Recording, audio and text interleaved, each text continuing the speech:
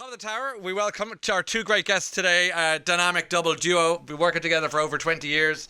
Strong as ever. They're setting their sights on taking their 2 Pints podcast on the road. Welcome to Ralf Little and Will Mellor. Welcome to you both. Thank you very much. Thank you very much. I mean, it's nothing to start talking about, but Will, we were talking about you reading and how that since you were a kid and your dad had something similar, that dyslexia, or I imagine stumbling on that word, but dyslexia became a thing at school. I think when we were kids, the kids in our class who had dyslexia were considered get in the corner, and the corner would have been, well, I was kicked out of all my lessons. I was told to wear headphones and sit at the back of the class rather than disrupt the class. You? So they just give up on me. Well, because I was a kid with a lot of energy, and obviously there's a lot going on, that ADHD and all that stuff that wasn't really invented when we were younger. It was just you were either naughty or not. And you were hyper. I was hyper. Yeah, that was the word. It's exhausting being on tour with it. I'll come to you in a second. Oh yeah, I've got my own thoughts on this. Yeah.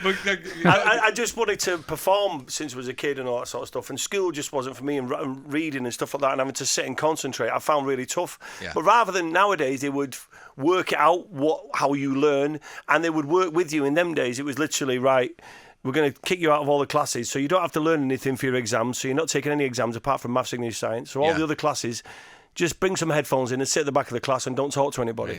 Amazing. And so I thought I'd won. I was like, sweet. But now looking back, I thought, no, that's not good, really. Yeah. Because I wasn't a bad kid. I just had energy, and they just didn't know how to guide that. And the way I learned was different. And my daughter struggles, and she's been diagnosed now, and so she has a different way of learning. And I think it's hereditary what you have, and you pass it down. And my dad struggled at school, and I'm just lucky that my career's done what it's done, and I was able to actually find a way to put my energy. There's two things from that. One is that your daughter comes from a generation where it's acknowledged and looked after, which is really good. So hopefully she'll enjoy reading. And the second thing is you got into a career that involved reading a lot, scripts and so on. But you muddle through. But that's different, because when I read scripts, I see images and pictures, because I've got a very vivid imagination, which you need as an actor. But I've never grown up mentally. Ralf will tell you that in a minute. But I mean, like, when I read scripts, I see images. Kids, and I have one 48-year-old child that I go on tour with. But it's the best. Do you know what? I tend to agree. We'll come back to the inner child. Well, Ralf, you're up. There's two. Can't I feel like we're doing our podcast now? There's two. There's obviously a teasing, funny joke comment that I can make, but in fairness to it, like,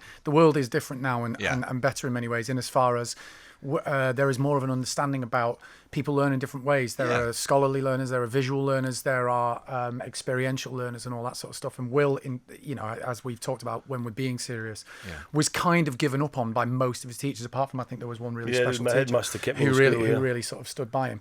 So Will's reading and dyslexia and everything, and we've talked about it on our podcast, is really real and true. However, it's not just dyslexia. We went on the One Show last night, and on the One Show they had a little segment, and I basically got the giggles in the middle of the One Show, because Will said to me while they were showing a little video, and it was about pocket gardens, these lovely little urban spaces where you can do like a small garden, and it's really good for people's mental well-being. And Will Mellor said to me, for real, he went, "Why would you have a garden in your pocket?"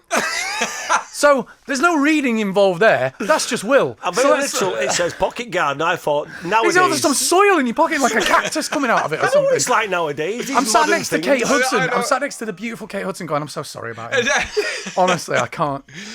But there are few more enjoyable giggles than the ones you're not allowed. Oh, I know, it's so bad. The call court's the funeral giggle. Oh yeah. The back of the class giggle. Yeah. They're the fun. Well, we used to do it on 2 Pints. When we were on 2 Pints Lager, a packet of crisps together, all our scenes were obviously in a set in a pub, and when you've got a live audience there, and they've got a time limit to actually shoot the scene, and me and him have got the giggles, and he's literally got snot coming out of his nose laughing, and they're going, literally, we have to do it right now. So, and then when they start shouting at you, it's worse. Because you've got to try and be serious. I'm so terrible for it. Like, I don't look me in the eye. All of that kind of thing. The whole scene with him not there. Because I had to leave the room. Yeah, you had to leave. But also because this is a much deeper interview than I was expecting. But because it's taken me a long time. I just turned 45, and sort of to learn to weirdly process emotions differently properly. For like survival mechanisms and all stuff in childhood, and we talked about on the podcast, and we talked about in our show, and all that kind of thing that we don't need to get into here. But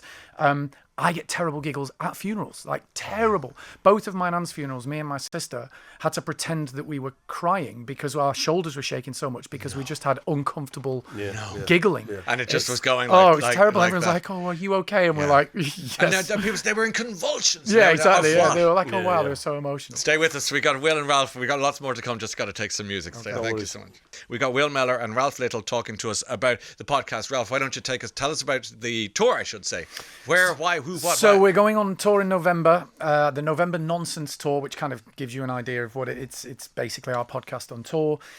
We talk about anything. It's a laugh. There's a lot of audience interaction. Yeah. This will actually be our third tour. And I've said this a lot, but when we first started our podcast, we weren't even sure if anyone was going to listen. But we were sort of, it was locked down and we had nothing else to do. So we was quite surprised. Also, the pubs were shut. The pubs were shut. So 2 pints of Will and Ralph. Yeah. So the idea was it's like having a pint with us. Bag of cans. Yeah, exactly.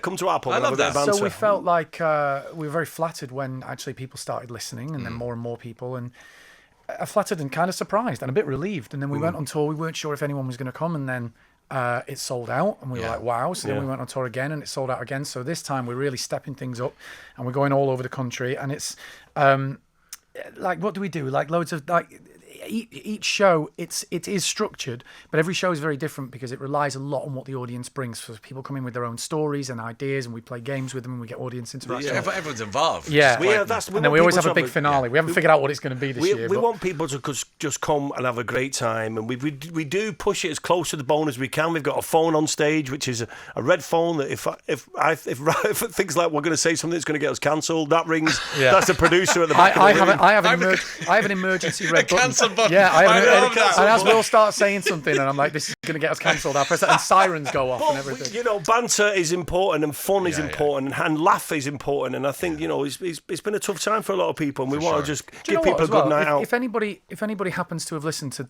this interview with you now, Ryan, and haven't listened to our podcast, this has been an interesting example because you're going to get banter and silliness and childishness from two middle-aged men. You're going to get a lot of that for free. But even the conversation we just had before about dyslexia or whatever, we won't shy away from stuff. We don't set out with a particular... Shape-shift. Yeah, we won't set out with a political, this is a current affairs agenda, but we'll talk about stuff. On our podcast, it's light and shade, but a lot of light stuff. But on tour, we just want people to forget your problems for 2 hours. Leave them at their door. And we appreciate people are spending money to come and see the show, so we want to give you a good night out. Oh, listen. Come on. Stopping him singing. You got to get going. Stopping him singing is a common theme in the entire live show. I'm like, no, stop trying to do Mustang Sally. I don't want to hear. No one wants to hear that again. But in the unlikely event anyone has it, so when you sang "When I Need You," right? That beautiful. It was Leo Sayer hit. Yeah, Leo Sayer's version was beautiful, wasn't it? No, I see where it is. But why did you choose that song? It was an unlikely but beautiful choice. It was. I tell you what, I was in Hollyoaks at the time, and I've always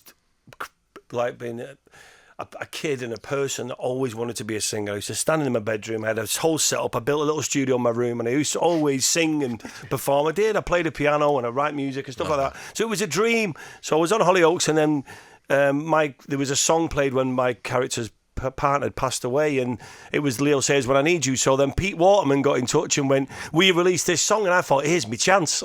Wow. I'd get on top of the pops, and it went to number 5 in the charts. And then I released another song, and then I realised how fickle and hard. Where did the second one chart? Number 18. It went backwards. Hey, but do you know that's top 20? Top 20. Respect. The problem was I wanted to start writing music, and they wouldn't listen to anything I had to say. Obviously, I was just part of the machine. Have you seen the Boys Own documentary? I've seen it. Yeah, I've seen it. I mean, if anyone's thinking I might get into the music business, that'll turn you off. I mean, listen, I will do music again at some point, but obviously not like that. Really? No, because do you know what I think?